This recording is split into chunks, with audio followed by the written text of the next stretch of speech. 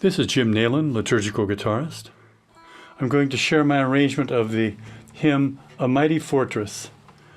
I'll play through it first and then we'll go back through and talk about it.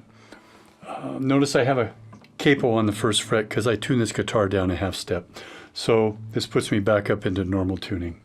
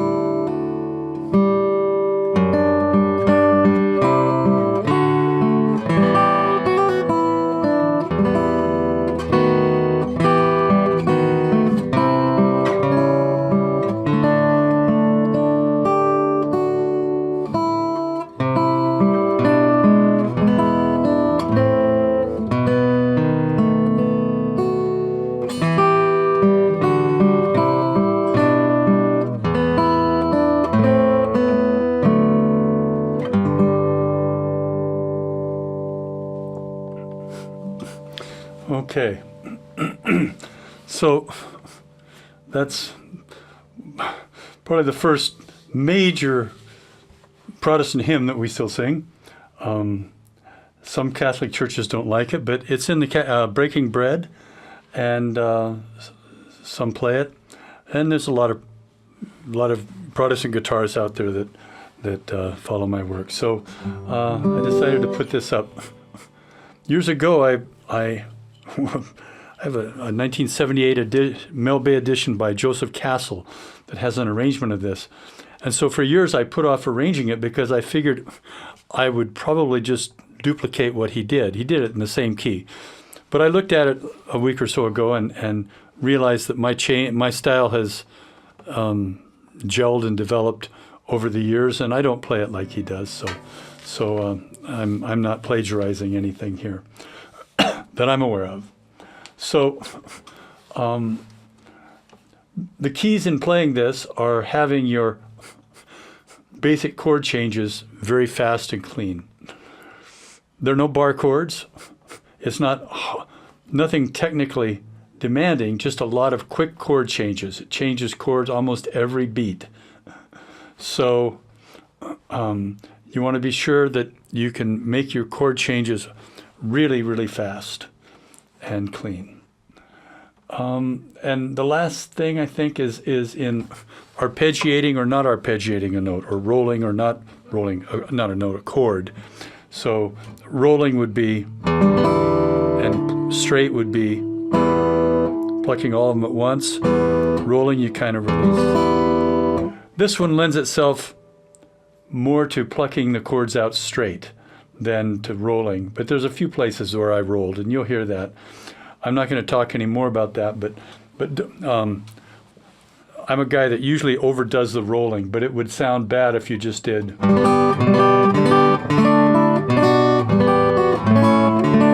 It needs to be straight. Then I rolled that E minor. Then I rolled the D. So you can pick when to do that artistically, but don't overdo the rolling. Okay, let's start at the beginning here. G, and then you're just going up the bass. D chord, open first string, and then an easy B minor here. You put your fingers down, your second and third fingers, just like on the D, and bring your first finger over to the fifth string, second fret. Then back to an E minor with the melody on the top. Then A.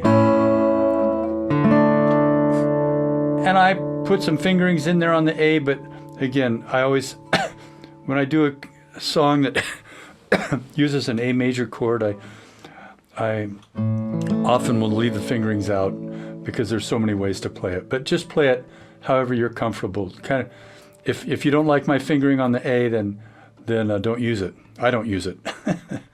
I play it different than most people. So moving on, the second phrase, E minor, right in the middle of that first line. E minor, D, C, just basic chords, a G over B, E minor, then A minor, lift off the first finger to get that B, and then this D chord. Now on that D chord, that's a full D, it's got the root, the third, and the fifth. But you can also, and I probably will most of the time when I'm playing it, just play the root and the fifth.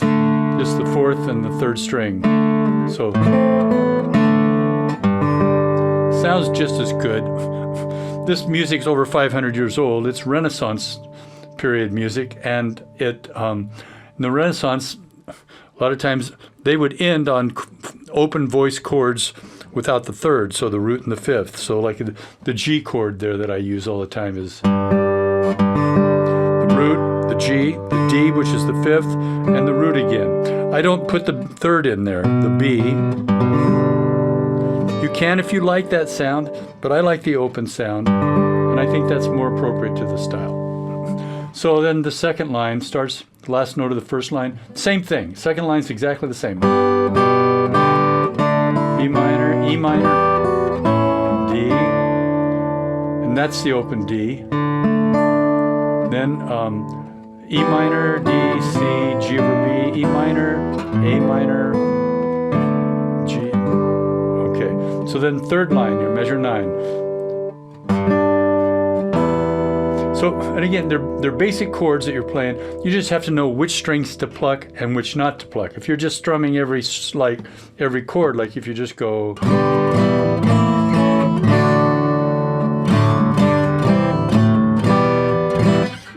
that won't work. So you have to make sure you follow which notes. And if you like to add an extra note once in a while, sometimes I'm only have a couple notes in the melody or in the upper voice, but you can add notes, subtract them. And again, my arrangements are just sketches. Add and omit as you like. So here, back to starting again at measure 9. G, E minor, A sus4. Grab that bass on the second bass note there on the E, and then the A, and then D. Now there's these dotted half notes here. Still our ancient foe. And so I give a little fill each time to kind of fill that space a little bit. So again, measure 9. Just a simple one here, just 2 bass notes. And then the next measure is a D over F sharp, C, G, then C, D7, E minor, and then go up the bass. At the arpeggio there, the 5th, 4th, and 3rd string. Then a B7 chord. This is actually a B7 over D sharp, but there wasn't enough room to write that in there. It would have got real messy. So it's a B7 chord, but you're not putting your second finger down. And then E minor, D, and then A sus4, and then A, and then D, Now this fill is a little different, so you play the A, or the D chord, and then you lift your second finger off that A note, and you play the open third string, bring your second finger over to the second fret of the fourth string, and then your little finger plays the fourth fret of the fourth string. And then the next phrase, C, G over B, now an E major, so you gotta get, and then A minor, and then B7, now you have the B in the bass, and then I lift up, I lift the root off, the bass note off, the second finger, lift it up, play the open fifth string, then I hammer on the third fret with my little finger,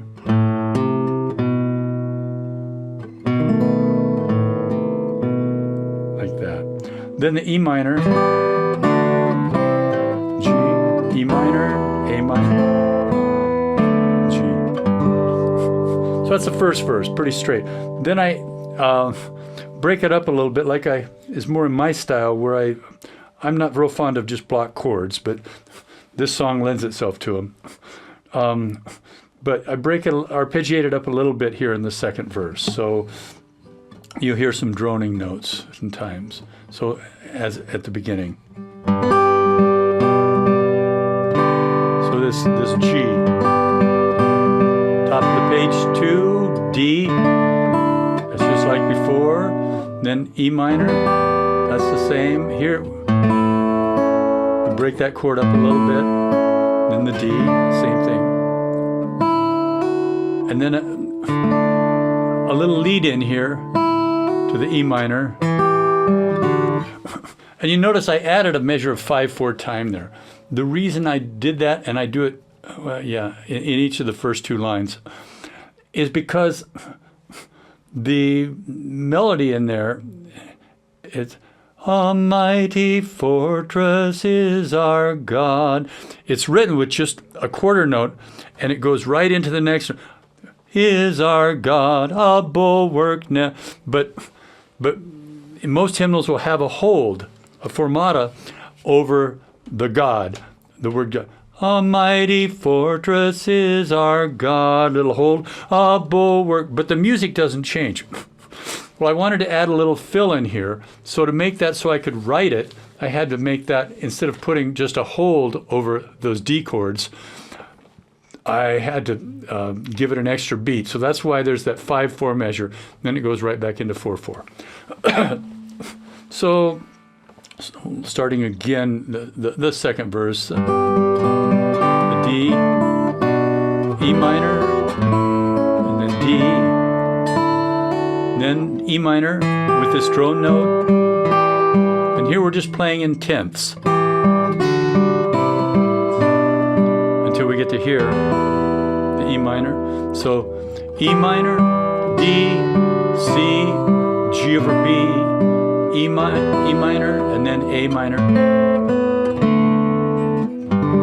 G. So that's pretty much like the other one. Only I don't use the full D chord. I use the easy version that I like. If you like that F sharp, go ahead and put that in there on the play this chord instead of this one. Okay. I'm moving my guitar around in the camera here. I got to get it straight again. So, and again, then the second line there, measure 23, is the same thing except for the fills. This measure. Now here the A minor. Well, that's the same. And now the fill.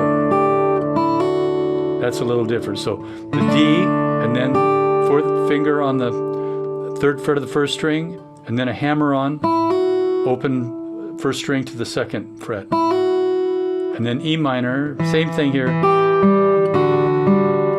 as above. And I break the E minor up a little bit. That had an eighth note there. And then we add a little trill here. So A minor, and then first finger is going to do all the work here. Lift off, hammer on, and pull off with your first finger on that second string. and then G. Then the third line there, measure 27. G, and again we're doing the drone thing. E minor, and then A sus4, and then D, and then we have a fill here. So the D, and then hit the A note, the third fret, the third string, second fret, and then lift off that finger and play the first and third strings open, and then you play the D note, which is your third fret of your second string, and then those two open strings again, first and third strings, and then hammer down with your first and second fingers on the second fret of both of those strings. So again.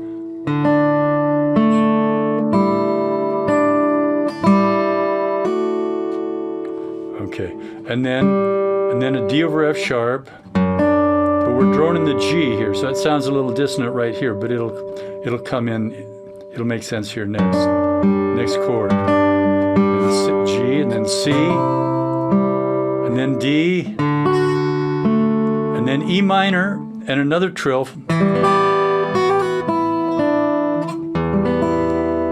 A trill fill, yeah. So E minor, and then this is all done with the second and fourth fingers. Second finger, fourth finger, pull off, and then open, and then the third fret of the second string, and then the E minor chord. So that second half of that third line is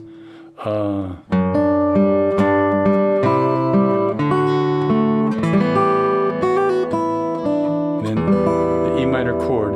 Then to B7 over D sharp, and E minor. Now we're plucking two notes at the top and droning the G, and then the B7 again over D sharp. Then switch quickly to a C chord, and then slide that C chord up one fret. And on that C chord, you don't need your second finger down. Same thing on that A over C sharp. And then the D. So I'm playing a little bit with the harmony there, I think, in that last measure of the third line on page 2. But I like that, and it's a guitaristic. I like that with that leading tone in there, so that's why I did that. So again, that's coming off that E minor, E minor.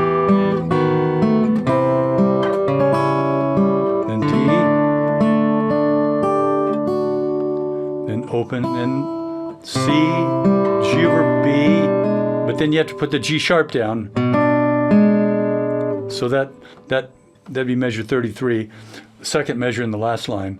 G over B, but put your first little finger, put your first finger down on the first fret of the third string, and then the E, and then A minor, and then a B7, and then up the arpeggio for fill.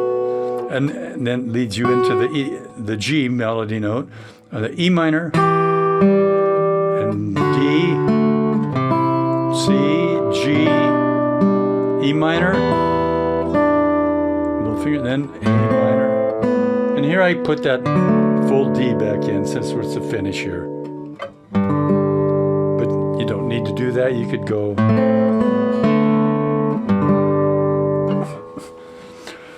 I think that's about covered it. I don't think there's anything more I needed to say on this. Now, I know there are some Catholic pastors that won't even allow Amazing Grace or How Great Thou Art to be sung in their church because they're too Protestant. So if you have a pastor like that or a priest like that, you won't get to play this at church without getting in trouble. But anyway, for most of us, I think this is a nice addition to the Liturgical Guitarist Hymnal. And this will definitely be in if you have heard about the ebook that I wrote, the Liturgical Guitarist Hymnal, it's got 84 or 86 arrangements somewhere in there, and I'm working to get it up to 100 and put a second edition out, and this will be in that second edition. along with the things that I've been arranging here. So I think that's all I have on this one. I pray God blesses your playing, and I wish you peace and a happy Lent, or a holy Lent. God bless.